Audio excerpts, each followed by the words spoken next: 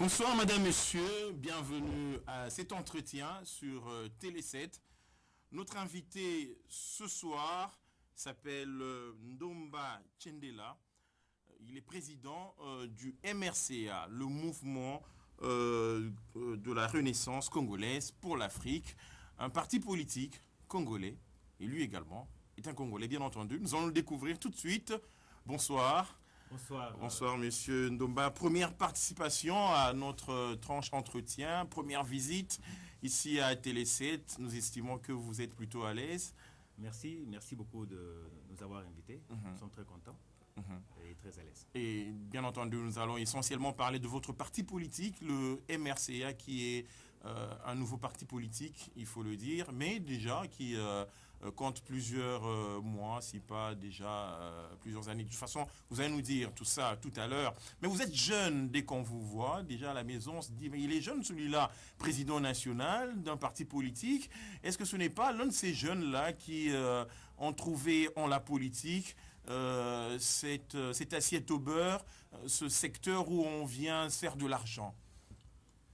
Tout le monde est jeune. Généralement, le monde politique aujourd'hui, sur le plan mondial, les grands dirigeants de ce monde, c'est mon âge.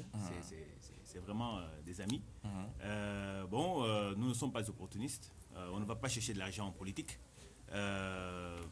Moi, Ndomba, je ne suis pas un opportuniste. Je suis un responsable. Je suis quand même, je viens de démissionner de mes activités, de mes responsabilités au sein de la minière de Moussouché Kinsenda en tant qu'administrateur et directeur général. Donc on ne va pas démissionner des postes de responsabilité pour faire de l'aventure politique. Alors, vous venez d'où comme ça pour arriver aujourd'hui, prétendre, orienter, n'est-ce pas, les opinions politiques des Congolais? Bon, né au Congo, j'ai évolué et fait mes études en Afrique du Sud, à Johannesburg particulièrement. J'ai aussi travaillé là-bas, j'ai assumé plusieurs fonctions en finance dans plusieurs entreprises. Revenu au Katanga, au Congo, en 2008, j'ai assumé des fonctions de directeur financier puis administrateur directeur général de la même entreprise. Puis après, je vais démissionner pour apporter ma pierre à la réédification de la nation congolaise.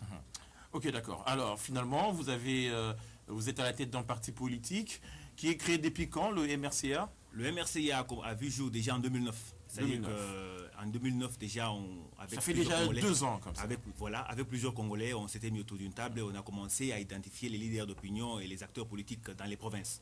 Nous avons fait le tour, on n'a pas créé un parti politique pour le créer. Nous avons consulté les Congolais en province, bien sûr, respectant les lois. On s'est réunissait dans les lieux cachés pour ne pas faire des meetings publics. Et puis après, nous avons introduit la demande et obtenu l'agrément comme parti politique en septembre 2010.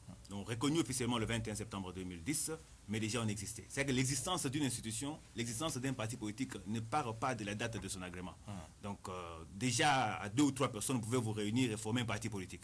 Mais cela n'est reconnu que par l'État, et bien sûr ça peut exister depuis bien avant. Alors la question que beaucoup vont se poser à la maison, vous êtes de quel bord finalement?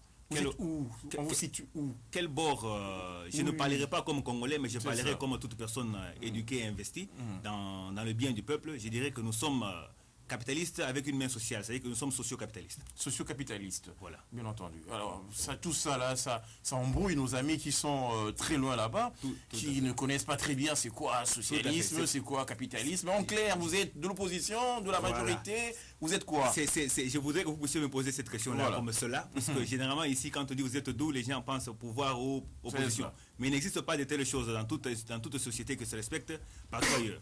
En 2006, nous avons entendu parler de l'Est et de l'Ouest. Aujourd'hui, nous sommes en 2011, le Congolais se permet qu'on lui parle aussi de l'opposition et du pouvoir. Ces deux choses-là n'existent pas. Ça n'existe pas. Mais pour parler dans ce contexte-là, je dirais que le MSA n'est ni du pouvoir ni de l'opposition. Nous avons choisi d'être l'alternance. Nous sommes l'alternative du peuple. L'alternative du peuple.